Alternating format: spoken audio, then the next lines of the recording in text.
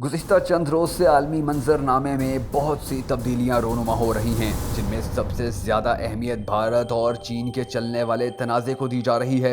इस तनाज़े की असल वजह क्या है, इस लड़ाई का भारत को कितना नुकसान होगा और पाकिस्तान इस सूरत हाल से कितना फ़ायदा हासिल करेगा, ये सब जानने से पहले नए आने वाले नाजरीन हमारा चैनल ज़रूर सब्सक्राइब करें। दोस्तों, इंडिया और चीन के दरमियान 3,448 किलोमीटर की लंबी सरहद है। ये सरहद जम्मू कश्मीर, हिमाचल प्रदेश और उत्तराखंड से मिलती है। इस सरहद को 3 हिस्सों में तकसीम किया गया है। मगरबी सेक्टर यानी जम्मू कश्मीर, मिडल सेक्टर यानी हिमाचल प्रदेश उत्तराखंड और मशरकी सेक्टर। आज तक इंडिया और चीन के दरमियान सरहद की मुकम्मल हदबंदी नहीं की जा सकी है और जिस मुल्क का जिस इलाके पर कब्जा है इसे ही LOC माना गया है। लाइन ऑफ कंट्रोल के हवाले से ये दोनों ममालिक एक दूसरे के इलाकों पर तवील अरसे से अपना इलाका होने का दावा करते चले आ रहे हैं, जो कशीदगी की सबसे बड़ी वजह और झगड़े का बायस बन रहा है। भारत मगरबी सेक्टर में अक्साई चीन पर अपना दावा करता है, लेकिन ये खित्ता इस वक्त चीन के कंट्रोल में है।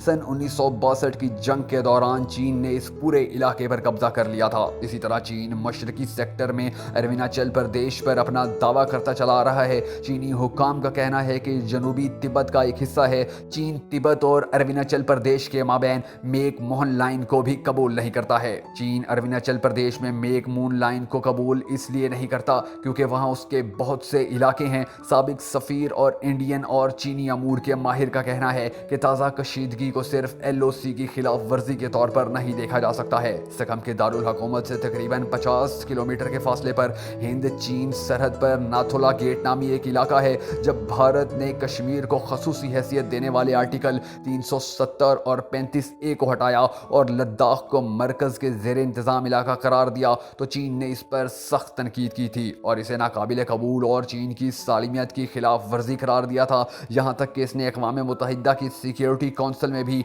इस मामले को खूब उठाया। बनारस हिंदू यूनिवर्सिटी में तारीख के प्रोफेसर और इंडिया और चीन के रिश्ते पर कई किताबों के मुसन्निफ किशफ मिश्रा का कहना है कि इंडिया और चीन के दरमियान सरहदी कशीदगी कोई नई चीज़ नहीं है। इस पर सबसे पहले 1996 में देव गौड़ा हुकूमत ने चियांग ज़ीमन के साथ एक लीगल फ्रेमवर्क पर इत्तफाक किया था, जिसके तहत LOC पर ज़्यादा से ज़्यादा पुरअमन रहने और कशीदगी को कम करने और सब्र और तहम्मुल का मुजाहिरा करने की बातें सामने आई थी। और इससे पहले राजीव गांधी भी जब चीन के दौरे पर गए थे तो उस वक्त भी सरहदी तनाज़ा ही दोनों ममालिक के दरमियान कशीदगी की बड़ी वजह करार पाया था। लेकिन 2010 के बाद से सरहदी तनाज़े में शिद्दत आ चुकी है और इंडिया ने जब से सरहद के करीब सड़क की तामीरात का काम तेज़ किया है, इस पर चीन की गहरी नज़र है। चीनी मीडिया में इस सरहदी तनाज़े को कोई ज़्यादा अहमियत नहीं दी जा रही है, लेकिन इंडिया में कौम परस्त मीडिया इस मसले को बढ़ा चढ़ाकर पेश कर रहा है और पूरी दुनिया जानती है कि चीन को शिकस्त देना भारत के लिए किसी भी तरह मुमकिन नहीं है। अगर चीन और भारत के दरमियान जंग की सूरत बनती है तो ऐसे में तवील अरसे से बुनियादी मसला की हैसियत रखने वाला कश्मीर और कश्मीरी अवाम भी भारत के खिलाफ बाहर निकल आएगी और इनका बाहर निकलना पूरी दुनिया में पाकिस्तान के इस मौक़िफ़ को सच्चा साबित करने में इंतहाई मददगार साबित होगा कि कश्मीर में भारतीय फौज की जानिब से कश्मीरियों पर जुल्म और सितम की इंतहा की जाती रही और भारत कश्मीर पर गासिबाना कब्जा जमाए रहा।